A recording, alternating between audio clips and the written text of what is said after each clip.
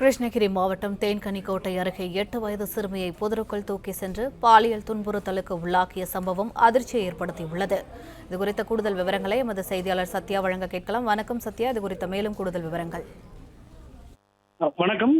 தேன்கனிக்கோட்டை அருகே 8 வயது சிறுமி ஒருவரை அடையாளம் தெரியாத நபர் ஒருவர் அந்த சிறுமியின் கண்கள் மற்றும் வாயை பொத்தி தூக்கி சென்று புதருக்குள் வைத்து பாலியல் துன்புறுத்தலில் ஈடுபட்ட சம்பவமானது அந்த பகுதியில் பெரும் பரபரப்பை ஏற்படுத்தியிருக்கிறது. அதாவது கிருஷ்ணகிரி மாவட்டம் தேன்கனிக்கோட்டை காவல் நிலைய எல்லைக்கு உட்பட்ட வெட்டமுகிலாலம் அருகே உள்ள தொட்டமாலம் என்ற பகுதியைச் சேர்ந்தவர் 8 வயது சிறுமி. இவர் அதன் அருகில் உள்ள கிராமத்தில் இருக்கும் அரசு பள்ளியில் 4ஆம் வகுப்பு படித்து வருகிறார்.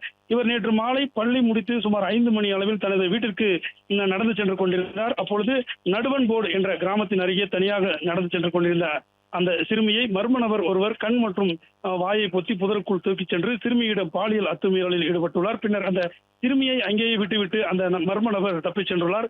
பின்னர் அழுதபடி வீட்டிற்கு சென்ற அந்த சிறுமி நடந்ததை தனது பெற்றோரிடம் கூறியுள்ளார். பின்னர் 108 ஆம்புலன்ஸ் மூலம் நமிலேரி அரசு ஆரம்ப சுகாதார நிலையத்துக்கு அழைத்துச் செல்லப்பட்டு அங்கு முதலுதவி செய்யப்பட்டு நள்ளிரவு 12 மணி அளவில் கிருஷ்ணகிரி அரசு மருத்துவக் கல்லூரி மருத்துவமனைக்கு அழைத்துச் சென்று அங்கு அவருக்கு தொடர்ந்து சிகிச்சையானது அளிக்கப்பட்டு வருகிறது.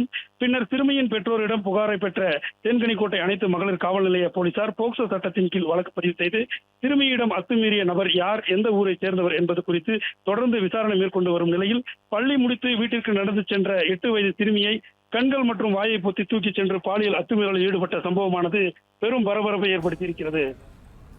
பிளே ஸ்டோர் மற்றும் ஆப் ஸ்டோரில் இருந்து பாலிமர் செயலியை QR கோடு மூலம் பதிவிறக்கம் செய்யுங்கள். செய்திகளை உடனுக்குடன் பெறுங்கள்.